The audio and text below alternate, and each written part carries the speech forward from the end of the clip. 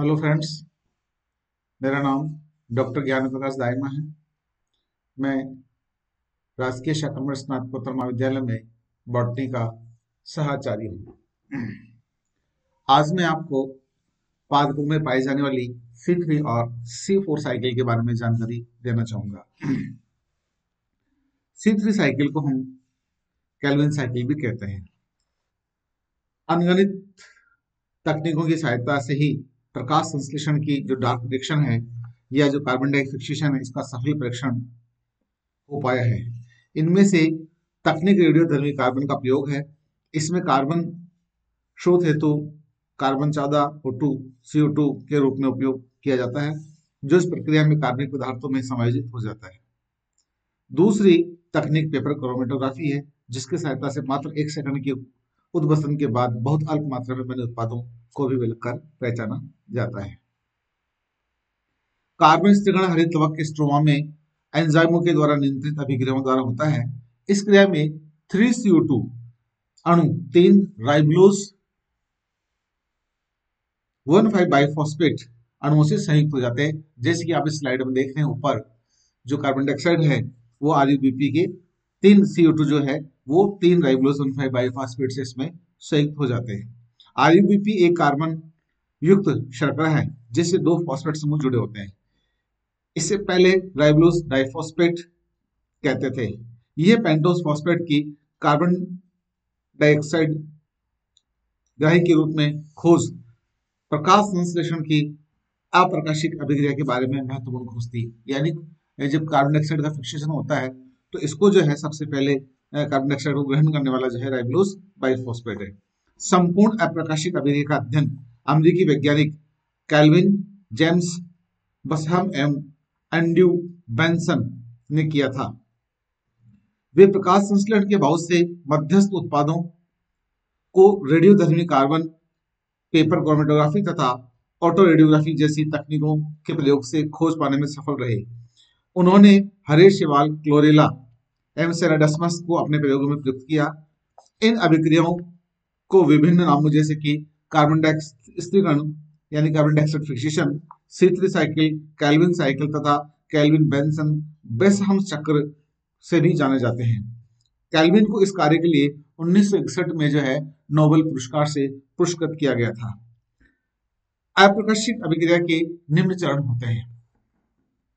देखिए आप सबसे पहले ऊपर टॉप के ऊपर सर्वप्रथम राइबोलोज बाइफॉस्फेट जो कि एक 5 कार्बन युक्त शर्करा है, ATP से क्रिया करके राइबोलोज बाइफॉस्फेट यहाँ पे ये बना रहा है, इस जगह जहां ये कर्सर चल रहा है बनाता है।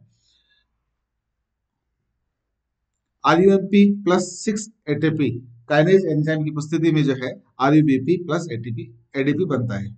RuBP CO2 से क्रिया कर एक अस्थायी 6 कार्बन युक्त यौगिक बनाता है।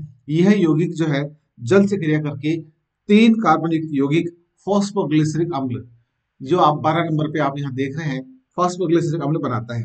PGA C3 जो साइकिल है इसका पहला जो है स्थायी उत्पाद है। जो 12 नंबर पे आप यहाँ देख रहे हैं वो पहला इसका स्थायी उत्पाद है। PGA जो है एनाबॉलिक और कैटाबॉलिक अभिक्रियाओं का मध्यस्थ उत्पाद होता है और इस क्रिया को जो है कार्बोक्सिलेशन कहते हैं। यानी कार्बोक्सिल मतलब यह है कि जो कार्बन डाइऑक्साइड है उसका राइबोलोज बाइफॉस्फेट से ऐड होना। अब अगली जो क्रिया है वो है रिडक्शन ऑफ PGA यानी PGA का अपचयन। ये 2 चरणों में होता है, एक तो है फोस्फोराइलेशन और दूसरा है इसमें रिडक्शन। तो जो फोस्फोराइलेशन है आप इसमें आप देख सकते हैं, फोस्फोराइलेशन के अंदर जो है 12 PGA plus 12 ATP kinase enzyme की उपस्थिति में जो है 12 डाई PG फॉस्फोग्लिसरिक एसिड बनाते हैं और 12 डाई PGA की जो मॉलिक्यूल है प्लस 12 NADPH2 यानी डिहाइड्रोजनेज एंजाइम की उपस्थिति में जो है ये 12 PGL फॉस्फोग्लिसराल्डिहाइड बनाते हैं। तो किस प्रकार से जो है डाई HAP का निर्माण होता है, formation of di HAP। PGA के जो 5 अणु है उसके आइसोमर डाईहाइड्रोक्सिस्टोन फॉस्फेट के में रूपांतरित हो जाते हैं, जैसा कि आप इसमें चित्र में आप देख पा रहे हैं। अब है इसमें फॉर्मेशन ऑफ ग्लूकोज एक्सेट्रा। यह निम्न चरणों में संपन्न होता है।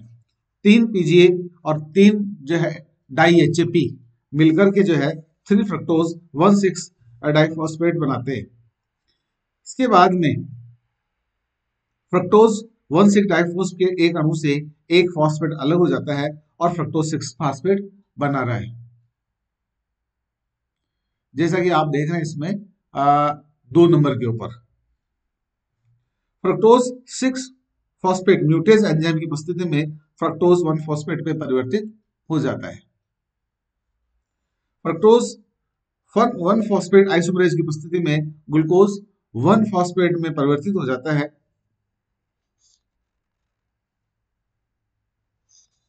सुक्रोज के निर्माण के लिए फ्रक्टोज 1 फॉस्फेट का एडीपी या यूडीपी ग्लूकोज का फॉस्फेटेज एंजाइम की उपस्थिति में संघनन होता है। सुक्रोज प्रकाश संश्लेषण की क्रिया की प्रथम स्थायी श्रृंखला होती है। स्टार्च जो एडीपी ग्लूकोज अथवा यूडीपी ग्लूकोज के संघनन से बनता है। स्टार्च पादपों का सबसे अधिक प्रचलित संग्रहित भोज्य पदार्थ है। एटीपी एवं यूटीपी अणु फॉस्फोराइलेज की उपस्थिति में ग्लूकोज 1 फॉस्फेट से क्रिया करके एडीपी ग्लूकोज अथवा यूडीपी ग्लूकोज बनाते हैं। ग्लूकोज के निर्माण के लिए ग्लूकोज फॉस्फेट से फॉस्फेटेज की उपस्थिति में जो है फॉस्फेट इसमें अलग हो जाता है और ग्लूकोज का निर्माण इसमें हो जाता है।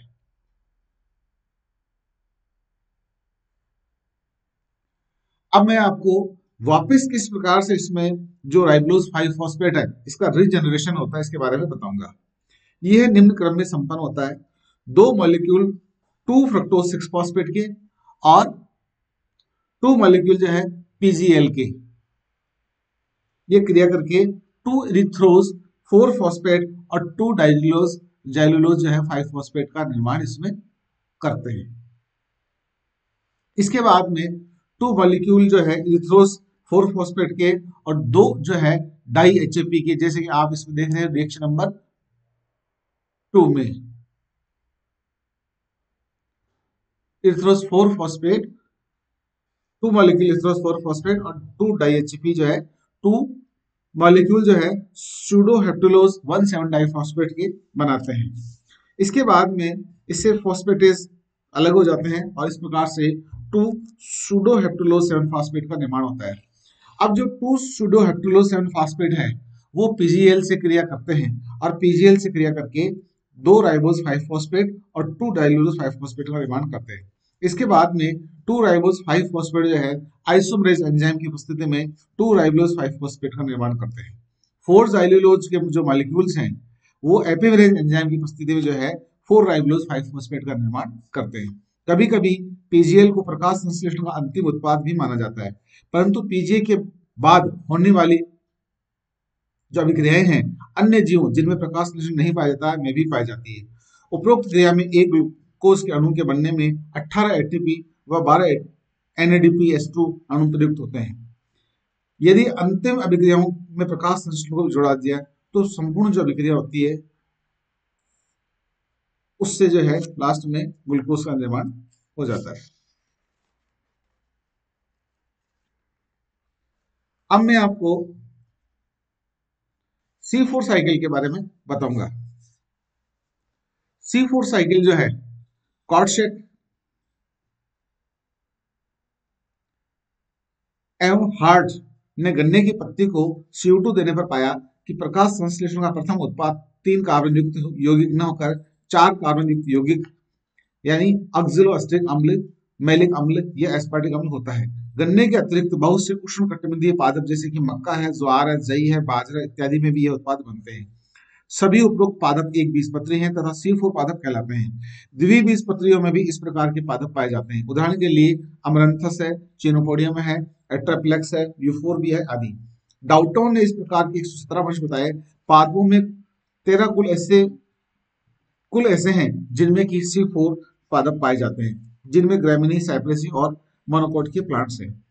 11 वंशों के पादपों में C3 एवं C4 दोनों प्रकार की प्रजातियां पाई जाती है। उदाहरण के लिए एट्रिप्लेक्स पेटुला, एट्रिप्लेक्स रोजिया आदि। हैचन सेलेक्ट ने बताया कि CO2 का स्त्रीगण C4 पादपों में अधिक प्रभावी ढंग से होता है। अतः ये पादप मुख्यतः मर्दबुद्धि होते हैं तथा इनके संवहन मंडल के चारों ओर जो है एक संकेंद्रीय परतों में मेसोफिल टिश्यू उपस्थित होता है। यह क्रेन्स एनाटॉमी कहलाती है। इनमें जो है बंडल शीथ की कोशिकाएं बड़ी होती है जिनमें ग्रेना रहित हरित लवक पाए जाते हैं। इनमें हरित लवकों में थैलेकोइड्स विकसित होते हैं, परंतु परिधि पर जालिका रूप में समूहीकृत पाए जाते हैं। इनमें प्रचुर मात्रा में स्टार्च कण पाए जाते हैं। पर्णमध्यकों की कोशिकाओं में हरित लवक छोटे परंतु सुविकसित ग्रेनायुक्त होते हैं। इन हरित लवकों में स्टार्च कण अनुपस्थित रहते हैं। पर्णमध्योतक एवं संवहन आच्छादित की कोशिकाएं जीव द्रव्य तंतुओं द्वारा आपस में जुड़ी रहती है। डाउटन एवं ट्रेगुने ने क्रेंच शैलरी एवं C4 पथ में संबंध स्थापित किया तथा हैच और स्लैग ने CO2 स्तरण की विधि एवं C4 पादपों में अपचयन की खोज की। इसे हैच स्लैग पथ भी कहते हैं। तो मित्रों, ये जो आपके सामने है ये C4 साइकिल है। C4 पादपों की पर्णमध्यतिक कोशिका में उपस्थित फोस्फोइनोल पायरुविक अम्ल, यह फोस्फोइनोल पायरुवेट जैसे कि चित्र में दिखाई दे रहा है, ये CO2 को ग्रहण कर लेता है और ग्रहण करके ये जो है यहाँ पे ऑक्सिलोएस्टिक अम्ल में परिवर्तित हो जाता है। ऑक्सिलोएस्टिक अम्ल जो होता है वो तुरंत जो है वो मैलिक अम्ल में परिवर्तित हो जाता है। इसके लिए जो है वो NADH2 के द्वारा किया जाता है। इसके लिए जो हाइड्रोजन है वो NH2 द्वारा दिया जाता है। मैलिक अम्ल जो है संवहन आच्छादित में स्थानांतरित हो जाता है और यहाँ इसका डी कार्बोक्सिलेशन होता है। आप देख रहे हैं यहाँ से कार्बन डाइऑक्साइड इसको रिमूव हो रही है और जिससे कार्बन डाइऑक्साइड मुक्त हो जाती है।